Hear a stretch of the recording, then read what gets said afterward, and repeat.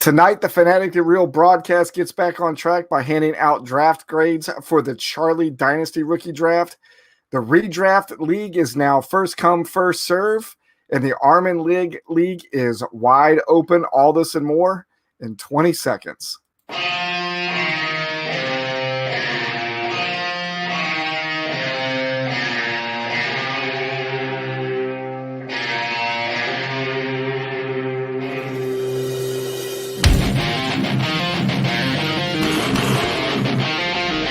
Hey, fellow fanatics, welcome to the Fanatically Real Broadcast, sponsored by Football, Darts, and Fantasy Sports Alliance. I'm not doing this without you tonight. Oh, man, where'd you go? There you are. How are you? I am doing just fanatic. I would messed that all up tonight. I would love to ask you how your day was, but before we went live, you kind of already told me how your day was. Not such a good day. I'm sorry to hear that, man. So Not at all, but we are back on track. Yeah, tell everybody, all of our viewers that are out there and all of our listeners, what you have to do in about, another 2.5 hours from right now. I have to have a nice call with Japan as part of my normal day job working duties. Have fun selling through an interpreter, so that should go well. That sounds like lots of fun. Phaedra out there and says, "What's on your head?" I don't know what you're talking about.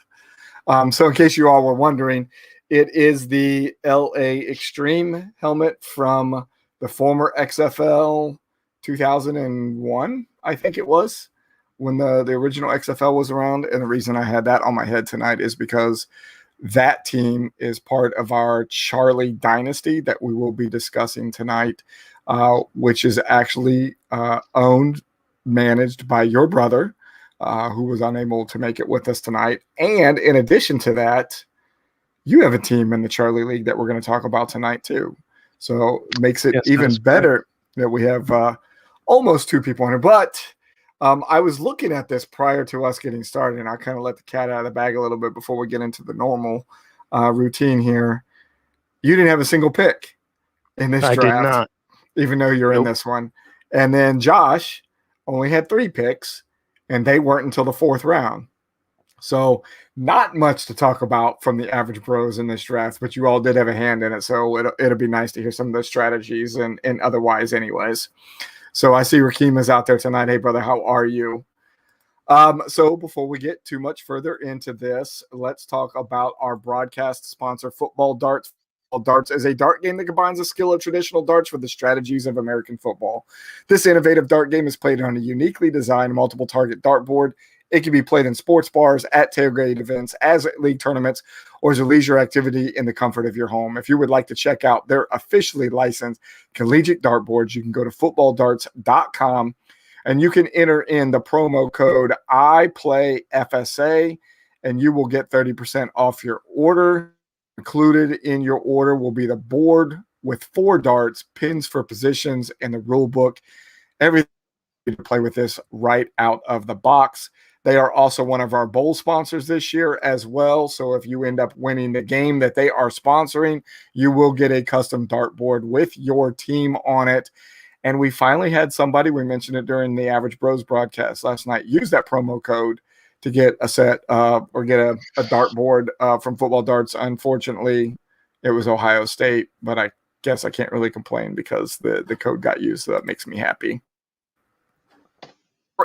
Chris says 8 out of the 10 of the newest best ball, 2 spots more left. So, it's funny. We talked about the numbers last night of where we're at in each one of our leagues. And something we're not actually mentioning is the best balls that we've started under the umbrella of FSA. As Chris says, we have 2 spots left in this one. It means we've got 38 people in the best ball leagues as well. So if we added that 38 into the 215 that we mentioned last night, we have 253 teams in FSA right now. So pretty happy and proud about that. Yeah, Chris, make sure you do go check the league safe for that as well. If you can, you currently only have 5 of those members paid up and into it, so make sure you even that out. You can get the right guys in there. So since we're talking about numbers, before we go on and mention some of our other sponsors and things across the broadcast podcast tonight, we mentioned at the top of the show that the Redraft League is now first come, first serve. If we get no signups from our former players from last year, who we've reached out to multiple times throughout this offseason, and even as recently as Monday night at 8:44 East Coast time, and told them that we were giving them a 48-hour window for them to sign up for the league. That hours is in roughly 9 minutes. Once tonight, I'm going to get with Brandon, our website guy, do a little couple tweaks on the website. But to let you all know right now, while we're here in the middle of the broadcast, if you have been promoting FSA for us and have some people on hook play, we've got 4 spots left. Or I should do for this, 4 spots left. And I'm getting that little warning up in my corner that says my internet is probably going to go out. So let me know when I lose audio, Kevin. Your audio's been fine. Green's been was a little glitchy there for a second, but just to recap, if you didn't catch it, we have 4 spots remaining in our main league, the flagship world redraft, if you will. 96 total teams, new target for us this year. So thank you for everybody who is new rookies into it and all those returning members. One of those happens to be the All-Americans with Ross Norris playing with us this year. It's been a couple of years. So Ross is back with us. Not a rookie this year. It's just he took a little bit of a hiatus. I think I went through the folder tonight, Ross. I think the last time you played with us was 2018. I think that's where I moved your folder over from. A little bit of a rebrand for him. And as he said there, the last week for FCS signups in his own league. If you don't know what the NCFF is or FCS, write us or Ross and get the information about it. Great league. Would love to see that be able to be filled up for him this year. So let's talk about the empty wagon. So the only show that had no issues last week after we made the big promotion and stink about how we were going to have all 3 shows last week, and they were able to actually successfully get their show to go live on Friday night going into Saturday morning East Coast time at midnight.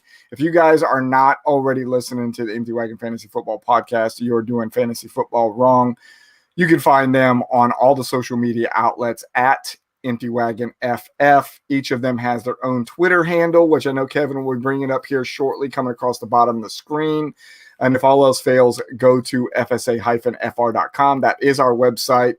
And as of yesterday, Kevin, day before yesterday, all of their podcasts are now under the FSA umbrella on Anchor. Is that correct?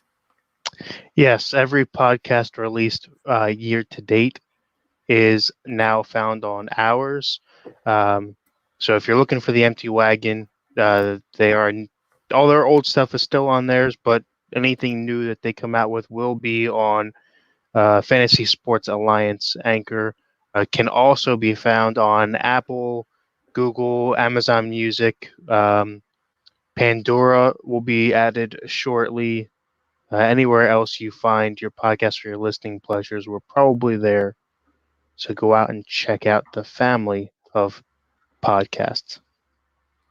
Let's talk about your show from last night, the Average Bro Show, which I had the honor of sitting in with last night. How do you think your breakdown of the Bravo Dynasty Rookie Draft went last night? Went well. There was a lot to talk about early on. Didn't get too much love towards the later picks, but that's okay. There are later picks for a reason. Dove into a lot of the first and second round type stuff. Unfortunately, it was a lot of complimenting to Damien and the Mad Scientist, or the Eerie Explosion, who I'm not a fan of personally, but had to give praise where it was due. And I hope you continued talking whenever I lost the internet there, and I hope the rest of the world got to still hear you, because of course I'm having internet issues again here. After I was unable to go live last Wednesday, or we were unable to go live last Wednesday, 11 seconds into the show, we lose the internet connection, right? So we get done. I jump on the phone. I call AT&T. I literally was on the phone with them for 51 minutes troubleshooting everything. And up until tonight, we've had no real issues. And now, again, live on Wednesday nights, and here we're having problems again. So if you haven't already, go ahead.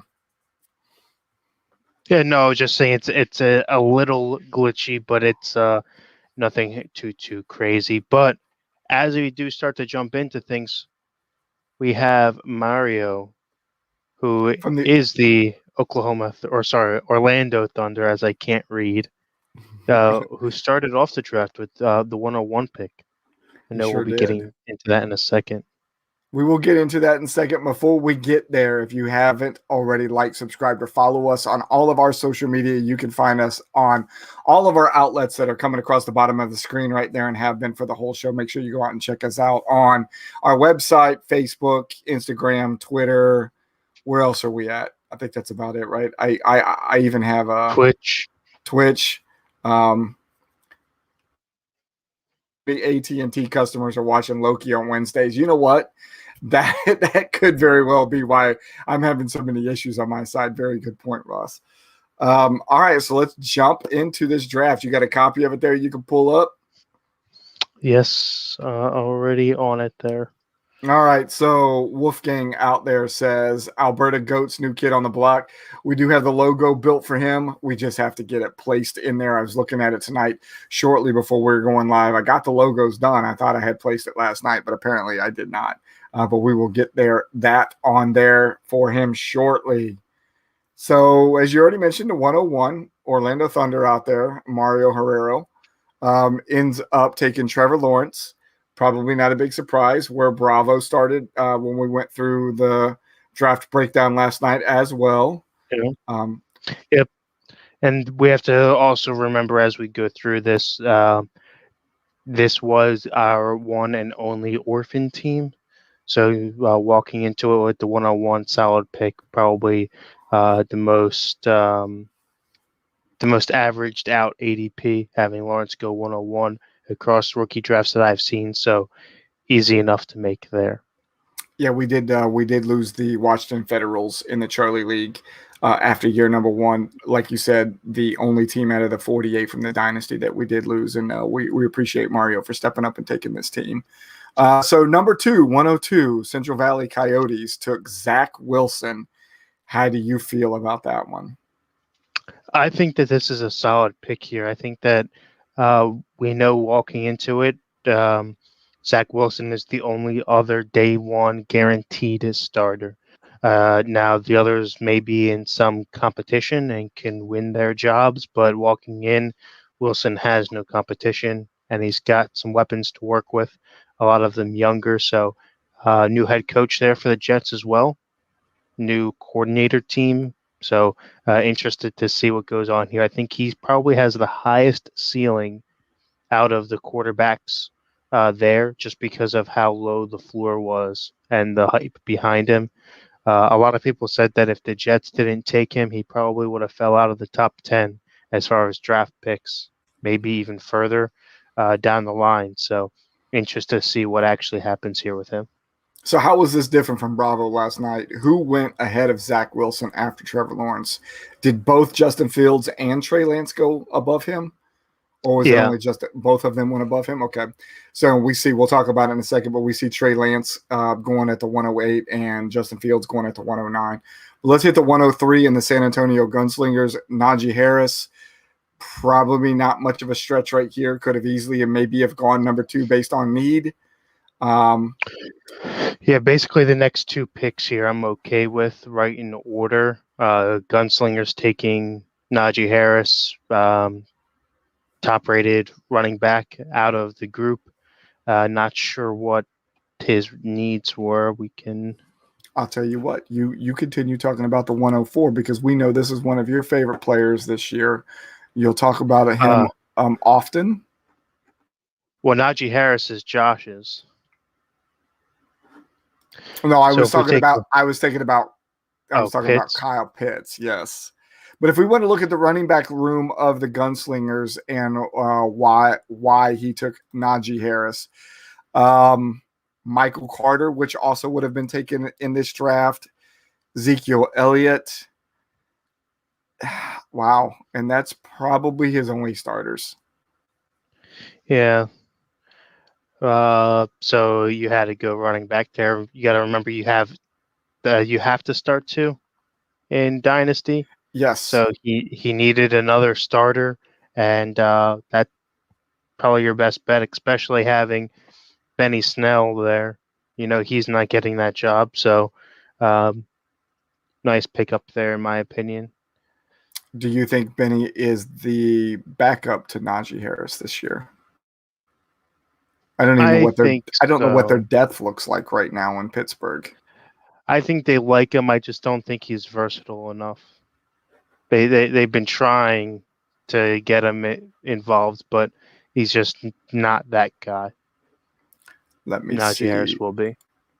Let me see what the depth chart looks like in Pittsburgh according to my fantasy league right now. So there's no speculation.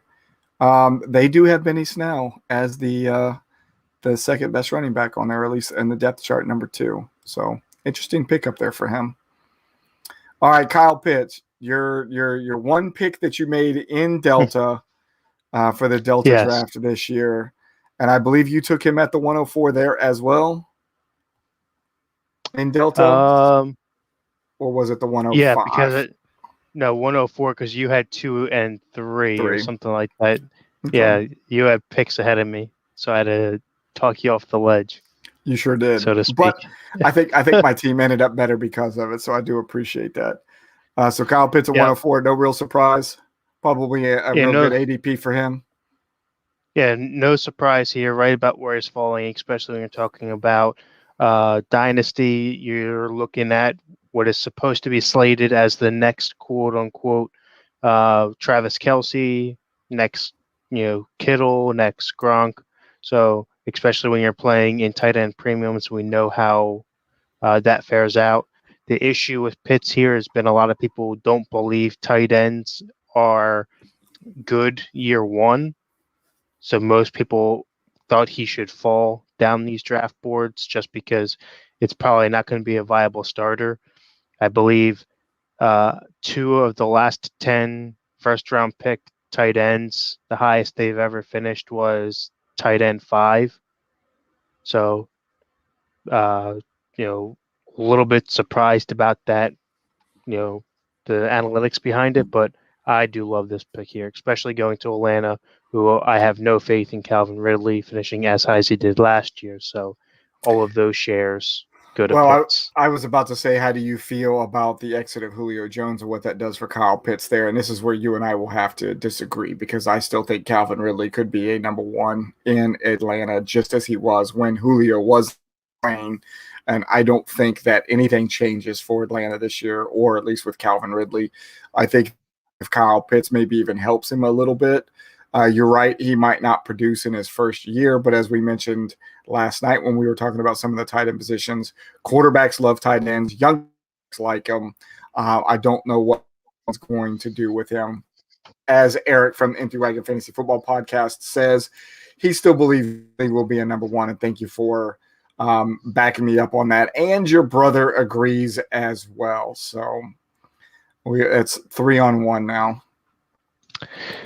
Eric does make a good point and says they do have to throw a whole ton because of the bad defense. True. They're going to have to put up points, especially with no true run game. They haven't had a solid run game in a long time. I mean, they try, but nothing really happens there. Mike Davis is there now. I'm a Mike Davis truther as well. I loved him in Carolina.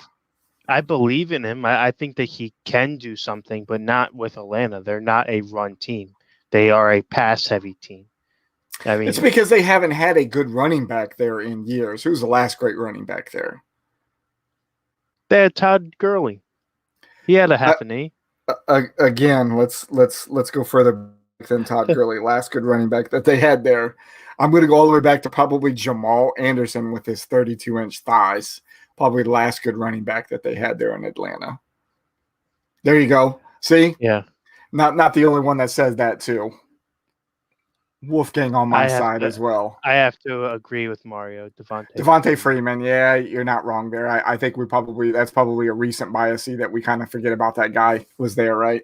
So, all right, 105, Central Valley Coyotes getting his second pick in the top 5. Already had Zach Wilson, now takes Travis Etienne. What do you think about that?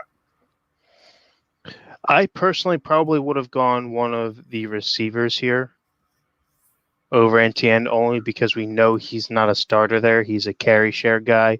Now, it is speculated that he will play out wide a bit and get some help in the pass game, but I don't believe it's enough to outproduce a receiver here. As Damian goes, you got to take the best value there, and I think it's probably going to be in Chase or Smith, who's been falling on board. So, looking at his both running back and wide receiver room, though, he had Kenyon Drake, which we now know is with the Raiders, Austin Eckler, Antonio Gibson, Keyshawn Vaughn, if we want to consider that a viable, because we don't know what running backs look like in Tampa Bay anymore, like who's going to be the guy. And his wide receiver room was already pretty decent, in my opinion. Let's do Michael Thomas, Robert Woods, Devontae Parker, Denzel Mims, possibly Deontay Johnson's there. Darnell Mooney could be a thing in Chicago. I think he had a pretty decent wide receiver room. That tells me that you have to go out and do a little bit of fixing then, because you're too heavy on one side of the ball. That means that I'm probably drafting another wide receiver there that's young and trading out the older talent that I have for a fill-in running back. Okay, that makes sense. I can get behind that. All right, so San Antonio Commanders, our other team that is in San Antonio at the 106, does take our first wide receiver in Jamar Chase. Good pick here. Best value left on the board. Let me see what her room looks like at the time. Derrick Henry, Justin Jackson, David Johnson, Devin Singletary. Nobody really jumps out at you as a real banger. And then on the wide receiver side, Stephon Diggs, Chris Godwin, T.Y. Hilton, Jarvis Landry. Nice. Yep, Zach Pascal. A couple truthers out there for that as well. Jamison Crowder coming along. Russell Gage, maybe even with Julio being gone. So she already had a pretty decent wide receiver room as well. I think what that does is just add to that for her. What she's gonna want to do is stash Chase and probably trade away. Did you say Jarvis Landry? Yes. He would probably be a target of mine. He's a solid tier 2 guy. Go out and trade him for a committee guy on the running back side just for some more depth there. Get rid of him. I think that Chase can probably outperform him, honestly, this year, just because of the target share in they spread the ball around a little bit too much with the Browns. So I see him on the move. Not to me personally. I know I've got a dog in this race, but a horse in this race, rather, if you will. But not saying I want that, but we'll see. If he was offered to you, would you take him? With the way your team's built right now? No. No. Okay. I'm high on the. I need the same thing she does. I need running back help, not receiver help. All right. 107, Oklahoma Outlaws takes Javonte Williams, Denver's running back. Interesting pick. I don't know why people are so high on him, especially with the other value here. Does he really need a running back that bad? And if that's the case, why does nobody believe in Michael Carter, who's a starter? At that time, Michael Carter ends up dropping all the way into the second round at the 203, but he was available. And then in between those two, Trey Sermon went at the 201, San Francisco running back. What did the Outlaws room look like prior to? Le'Veon Bell, which was a free agent. Malcolm Brown, who made the move over to Miami. CEH. And then Raheem Mostert, which we're going to talk about the San Francisco running back room here shortly, and James White. Really, all he got. So, did need a running back, I would say, but does need a starter. Chris says news coming out of the camp says Williams seems to be their guy. May take a week or two. Bit of a committee there, but seems happy with him. I mean, anybody's going to be you look good in camp because your vets aren't getting any of your heavy shares. That's what camp is for, is to look at your new guys and your new teammates, and you're not going to be looking at somebody that's been there and knows what they're supposed to be doing. So I really don't believe that much out of the camp right now. OTAs and out of the preseason in August, then I'll believe, because that's when you start to put actual game plan together, not what I call summer camp, fun in the sun right now. That's all they're really doing. Eric has a very good point. Says he's a grown man and should supplement Gordon in a year at the latest. Looks like he had 19 touchdowns in his last year here in college. So I guess that'll probably be one that we keep an eye on. A lot of us might be eating our words depending on how well he does play for the Outlaws. All right, Sacramento Mountain Lions takes Trey Lance, quarterback from the 49ers. How do you feel about Trey Lance here, where you've still got Justin Fields, maybe even a Mac Jones behind him, still available?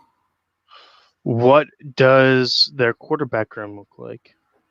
Because if they are kind of set and they're looking at long-term gain, Trey Lance is not a bad move. Joe Burrow, Jordan okay. Love, Deshaun Watson. Okay. That's it? Well, the other two that he has there would be Kellen Mond and then his pickup of Trey Lance. Kellen Mond must have came a little bit later. So in that case, I'm probably going to go Fields over Trey Lance. If I had a more sure day one starter on my team already, and I was just looking at personal projections, I may take Trey Lance because, I think the 49ers are the better team and have the higher upside for their quarterback. But if I'm looking at who's going to start sooner and add value now to my team, it would probably be Justin Fields because I could see him starting. If not week 1, no later than week 5. So. And I agree with you. And so we're talking about Justin Fields right now. And he did come in at the 109 for the Central Valley Coyotes. And that was his third pick in the first round, to go along with Zach Wilson, who he already had, Travis Etienne, and now he's got another quarterback there. To me, that's an A-plus pick now, just because of the picks ahead of him, knowing that you already got a surefire day one starter in your quarterback room with Wilson. Even if it doesn't pan out long term, you only need it to work for 5 weeks, because then you have Justin Fields who can step in. Come on. All right, so then we go to Orlando Thunder, if Mario's still out there with us or not, and he takes Devonta Smith, Philadelphia wide receiver, which probably arguably could be the best landing spot for a wide receiver probably in this draft, maybe even if he wasn't the most talented, because of how bad Philadelphia needs wide receivers. Well, they definitely needed a wide receiver. You pair him with his former quarterback in Hurts. Mm-hmm. So there's already a connection there. He's a little bit undersized, but has the speed which Philly needs. So as long as you can break outside, the issue is really going to be less about Smith and more about Hurts. Can Hurts live up to the hype to get the ball to him? I believe he will do well there. I believe he's a better fit production-wise there than Chase is for Cincinnati, just because of the weapons there. Although overall, I think Chase is the better player. I agree. I think there's too many mouths to feed in Cincinnati for Chase to be really, really good. Even though he is also teamed back up with his former quarterback as well, I think Devontae has a better chance of putting up the better numbers just because there's less to go around there. And Philly does have an offensive line. Now, whether or not they'll be all hurt again by week 3 for the third year in a row, we don't know. But at least they have one. Yeah, Cincinnati does not. They did nothing to help improve that line, by taking Chase with their number 1 pick. All right, so with the last 2 picks in the Valley Coyotes with their 4th pick in the first round went Jalen Waddle. So now if we look across what they've picked, they've got 2 quarterbacks, a running back, and a wide receiver. Very, very good team looking forward to the future. All of those should be starters easily by the end of the season or next season. I think they had I would give their first round draft an A easily. I would have to agree with you. Waddle rounding out the trio of receivers pairing with their former quarterbacks going down and playing with Tua. Mm-hmm. I definitely think Tua needed the help there. The issue is you're going to have a quote-unquote less talented version of the Jamar Chase situation because they've got a top 5 tight end. They've got Will Fuller. They have Devontae Parker. So you're walking in as the third receiving option out the gate and behind a pretty decent safety blanket. So you're really going to have to show out to get any type of value there out of the third spot. All right, so the last pick in the first round was to the Buffalo All-Americans, who were last year's Charlie champions. So congratulations to Eric there. Mac Jones, I'm sure you have a lot to say about this guy, being that that's a homer pick for you as a Patriots fan. Mac and Cheese Jones. I'm a big fan of this pick. He is a prototypical Patriot quarterback if you look at his size, build, and intangible. So makes a lot of sense to go there. I don't like that he's behind Cam Newton. I don't think Newton's a very good coach or locker room type guy. I think he's a me guy and trying to build himself back up, which you don't really like to see when you have a young quarterback walk in. But you do have Bill Belichick there. So taking a look at Buffalo's quarterback room, Sam Darnold starter, Josh Allen starter, Lamar Jackson starter. So this was really just a best available pick there. So I say kudos to you. Stacking up young talent behind a already championship winning talent, trying to go back to back and get that bonus monies. Not happy now that I'm looking at it myself because I have to play you. But I believe I actually tried to trade and get Mac off of him, and I couldn't get it done. Couldn't get it done. All right, so let's talk about some of the highlights in the second round. Kind of want to group them together. Interesting here. I want to hit a low light first. Okay. Can we stop taking running backs who play in San Fran? Trey Sermon, right? So yeah, I was actually going to bring up the 201 and the 202, mostly because they go to the Orlando Thunder, and that's 2 out of the 3 picks that they have in this round. Going with Trey Sermon, yes, we talked about it last night during the Bravo draft analysis grades that we gave out that, none of us are happy about San Francisco running backs. I don't know if Mario's still out there or not. I wonder if Mario can give us some actual input of why he went here with Trey Sermon. But yeah, you and I do agree on this, that we are not happy with anything taken running back wise out of San Francisco. Yeah, I mean, don't get me wrong. If there's a place to be a committee player, it is San Fran. They run the ball more than anybody. Yeah, Kyle Shanahan has the best running offense, bar none. But the issue is the way he keeps his team the best is they have 10 of them. Mm-hmm. And they're all they all kind of fit three groups. You're either really fast and you can burn a hole through somebody. Either you can catch out on the outside, or you're shifty. You're a wait 2 second then go type guy. So to have two of each of them in their backfield and they're all plug and play at any given time basically means that you're going to carry the ball 5 times a game and you're going to like it. And that's about it. So For fantasy wise, we don't like it. So correct. Not a good pick. But their second pick, Rashad Bateman, ends up going to Baltimore, wide receiver. What do you think about this pick? I don't know. I've been back and forth on this because Bateman is lightning fast. I believe he was the fastest receiver out of this draft. I think Moore is up there. I think he was the other fast guy. Rondale Moore, who comes up at 205.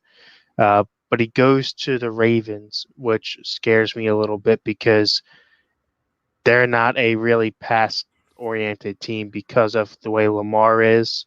And Lamar isn't too accurate to get the ball deep. I mean, he can. He's very Michael Vick-esque, where everything is kind of Hail Mary, just throw down. So we'll see what happens. I like the comment here by Eric says Waddle was quicker than a hiccup, as Brad from the Empty Wagon Show likes to say as well. And Mario chimed in and let us know why he took Trey Sermon. It says, I just like the offense, and if it becomes the guy, sky is the limit. I mean, that's true. I mean, if they decide to stick with a guy, the issue is I believe Mostert is only 26 and the fastest running back in the league. So it's really going to take something special to get shares off of him to be the guy. So 203, Michael Carter, the running back, we said probably could have gone a little bit higher, definitely probably before Trey Sermon here. As we're hearing the hype out of camp and stuff like that, 4th round pick in the NFL draft, easily could be the starter with the Jets this year.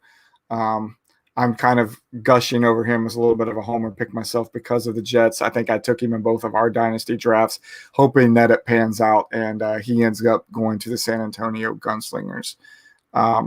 Agree that good pick here? Yes, very good pick. And Mario agrees with me and says, yes, I am correct. Mostert is 29, wow, which is what I said. Oh, just kidding. What did you say, 25? 26. 26. Okay. It's like a 9. Almost as ancient. Mario says, I like Michael Carter too. I was torn between Sermon and Carter. Well, I'll tell you what, we'll hold on to that thought. And then as we get at the end of the year, we'll see how that plays out. And we can't just look at this year, right? We're talking dynasty here. So this could play out for a couple more years and see what kind of difference we have. All right, so a couple other highlights that I want to touch out of the second round. The very next pick, 204, Arizona Hotshots take Travis Fluham, the first free agent pick that we had in this draft, but not the only free agent pick that we had in draft. Quite a few of them, I think, here in the Charlie one, but I wanted to bring that up. We already kind of mentioned Rondale Moore earlier, then Elijah Moore goes 2 picks later at the 207. Yeah, the Travis Fulgham pick, that's the highest out of any of the 3. I believe there was only one taken in alpha, and it was in the 4th round. There was 2 or 3 all in the 4th round in Delta, or Bravo rather. Okay. And now we see a Philadelphia receiver go in the 2nd round of a rookie draft. Now I know Fulgram's young, and I can't say with all the other talent they added there. That's a pick. I could promise you that Arizona Hotshots is actually a Washington football team fan. So quite the opposite when it comes here. So not exactly sure what he was thinking in this, especially when you look at the quality of wide receivers that are behind him. Quite a few of them here. I will tell you one pick I do like out of this 2nd round as we're going through here is Kyle Trask at 210. the Central Valley Coyotes again with that pick, and he had back-to-back picks in this round at 210 and 211, continuing to build on that future team. I like it as well. I liked that pick at 210 so much. I am now the owner of Kyle Trask. Did you end up making a trade? Yeah. Tell us how that trade went down. I believe I did. Hold on. Let me just make sure that I have the right league. This is what happens when we play in too many leagues, man. I'm almost certain I did. I think it was like the fastest trade I've ever made. He sent something to me. I was like, no, tweak this one piece. He's like, okay, done. Let me go down here. I put Kyle Trask paired up with Tom Brady. Okay, that makes sense. Not bad from a dynasty standpoint too. I hope he pans out the way everybody thinks he's going to. It definitely has the best quarterback to be behind, that's for sure. Yeah, I think it's going to be the Brady effect. I mean, we talked about it on last night's show. Jimmy G sat 4 years behind Brady and started 6-0 as a starter. So, and then injury happened. So, then at 212, last pick of the second round, our Charlie Champion ends up taking the second tight end, Pat Freiermuth. We talked about this guy last night. I like this a lot. I don't even think it's too early either, based on All-Americans' needs.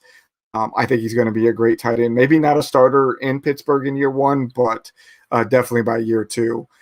He liked the pick so much it only took him 1 minute to make the pick. And now that I'm looking at this going through, there's a ton of free agents taken in this, and I'm surprised. I believe Freiermuth went in the 4th round, correct? I think it was either late 3rd or in the 4th round when we talked about Bravo last night. Yeah. Yeah, so I would say a little high, but I mean the value is there. People are jumping at free agents already.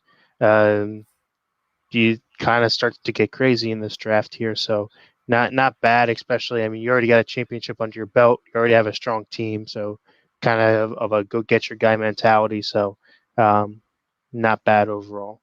Let's talk about all of these free agents that were taken in the 3rd round. Then. Probably the biggest highlights that comes out of the 3rd round here. We had Joe Flacco taken at 303. Rex Burkhead at 304. Samaje Perine at 306. Nick Vanette at 309. And yeah. And I think outside of those free agents, the best rookie picks probably would be Kellen Mond at 308 to the Sacramento Mountain Lions, and then probably Chuba Hubbard to the champion from last year at 312. Buffalo All-Americans get him, and I like that a lot with Mike Davis being gone and a little bit of injury history now with Christian McCaffrey. I like that pick right there. I also like I know this is going to sound homerish, but the Ramondre Stevenson pick, looking into it more and more as I read up on these later round rookies, that he is very Garrett Blount-esque, and he's run the ball straight forward as fast as he can and just take everybody out with you type of player, which worked out well in the past. Blount had 18 touchdowns with the Patriots, so interested to see what happens here. A 3rd round flyer on him, good pick. A whole lot better than taking the Philadelphia Eagles backup in the 3rd round. Probably could have got him on waivers after the draft finished. Agreed. Let's see. Dip it into the 4th. I'm going to scroll down or talk about the Arizona Hot Shots at 404, taking Kelvin Harmon, wide receiver for Washington. Now, this is probably more of a homer pick because he is a Washington football team fan. But what I find interesting when you go back and look at his first 3 round picks, Kyle Pitts being the only rookie that he took in rounds 2, 3, and 4, all free agents for him. So I think that's very interesting. I like Taylor Heineke to your brother at the 405. He also picked up Jamar Jefferson at the 402.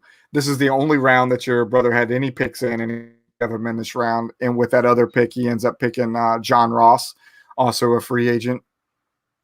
Interested to see how he plays out there. There was high hopes for him coming over from the Bengals. Yeah. Be interesting to see how that plays Giants for sure. Pick I like out of here is Amari Rodgers going to the Orlando Thunder at 401. Crazy catching ability.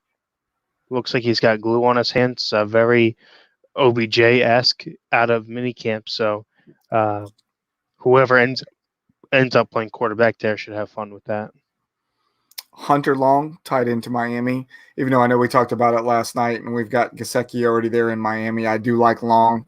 The pedigree is great. Where he came out of from college, I think is great. Sacramento Mountain Lions take him at 408. I like that pick for long term. Elijah Mitchell, another San Francisco running back, going to the Scottish Claymores, who had back-to-back picks, and with it, that was at 410, at 411. He takes Tutu Atwell, which I think was the last pick in the Bravo draft that we mentioned last night. Crazy pick because the guy's 5'9", 165. So little guy, but people really hype this guy up. And then the Mr. Irrelevant in the Charlie draft, 412 to the Buffalo All-Americans, the champion for Charlie, Tommy Tremble, Carolina tight end. How do you play out in Carolina? Is he a starter ever? Interested to see that there. I'm blanking on who their tight end is. Give me just a second. I'll let you know. But the issue is there that they do have other weapons, and they've never used their tight end in a top tier way. I know that they had what's his name? Olsen was there, right? Greg Olsen was there for quite a while, yeah. But he was never like a week in, week out starter. For me, he was always a fill-in. He's a guy, my tight end's on, is on bye. Let me go grab him.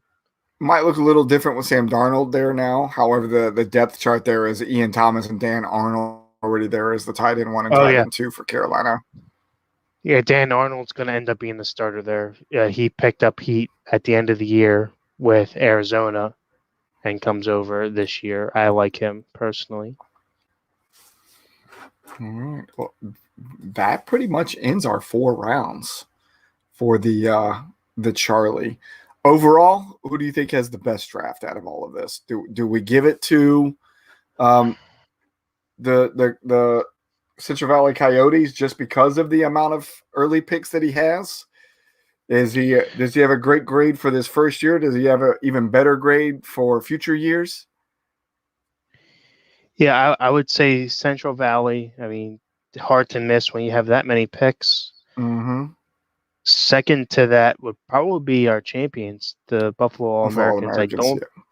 I just don't think he missed anywhere. I think every spot was just best value there and filled out well. So I don't think anything was a reach or anything like that. Do you think he becomes our first repeat in all of our dynasties and do it right in year 2? I hope not. So for those of you that don't know, with the FSA Dynasty Leagues, we actually have a pot that's carried over from year to year to year. And when you win 2 back-to-back championships, you get to cash in on that pot. Be a little bit early for him to get that. Wouldn't be much cash in that at the moment, but could be some prestige to say that I'm the first one that won back-to-back across all 4 dynasties that are in their second year. Yeah, I mean, taking a look at his team, it's just he has 2 players. You got to remember that we're playing in a super flex here. So to start Josh Allen and Lamar Jackson is you're going to have to you have to expect 60 points out of those 2 players every week. Probably pretty close, yeah. So then looking at the rest of his team, there's nothing crazy that says, wow, this is a game changer lineup wise. I mean, he's got some decent stuff here, But those two guys, I mean, that's 60 points out the gate. What were we averaging last year point-wise?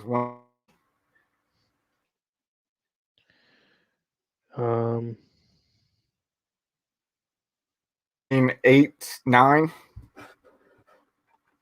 See if we can go in and see what this looked like from last year. He averaged 28.94 points last year. Josh Allen did.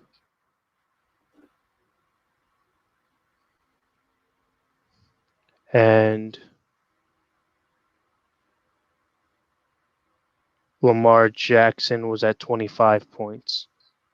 So I'm trying to look to see who our top scoring team was last year. It looks like the 2654, which is the Central Valley Coyotes, at 16 games. Granted, that also included the playoffs there. Let's see, 2654 divided by 16 games. 165 was the average for our top scoring team last year. So as you say, if you're pretty daggone close to 60 already as it is anyways, you only got to get 100 from everybody else. Aaron Rodgers was really the 101 last year. In this league? Yeah. Who took him 101? No. The best quarterback, points-wise, the highest scoring quarterback was Aaron Rodgers. We didn't change the scoring system off season, so it's not like it add anything to him. I don't know why. I thought it was Josh Allen, unless Dynasty is different than Redraft. I thought we had it identical. It is. Yeah, the scoring system was the same, but I believe that we started. It wouldn't have mattered how many players we started in this case. It's interesting. Now that we're saying it out loud, now we got to dig a little bit harder to find out why. Yeah, now because that just looks funny. Yeah. All right, let's see what else can we talk about before we get out of here. First come, first serve. Arm and Leg League. Arm and Leg League. So we've got 3 leagues that we have left that we have to push from now all the way until 31 July. So we've got about 5 weeks left. The 3 leagues that we've got the Arm and Leg League. Arm and Leg League, nothing but quarterbacks and kickers, sponsored by the great company QB54. They will be given a season-ending prize of QB54 chairs. If you don't know what they are, make sure you go out and take a peek at them. We are looking for 54 teams for this. Doesn't cost an arm and a leg to get into. It's only $20. You will have roster sizes of 4 to 6 players, still some debate on that, and you will start 1 kicker, 1 quarterback each week. Scoring system changed a little bit for those that played last year, so we'll have some decimal points in there, a little less ties. You will not have to start a 3rd player for a tiebreaker this year. So prizes, we did iron that out. Yes, we do have 54. Yep. We do have the cash prizes put on there as well. So not only will you end up getting the QB54 chairs for winning, that there will be cash prizes that will be paid out to the top 6 teams this year. I believe the top prize is over $200 plus a set of chairs on a $20 investment. Pretty good turnaround, if you ask me. Little involvement, I would say.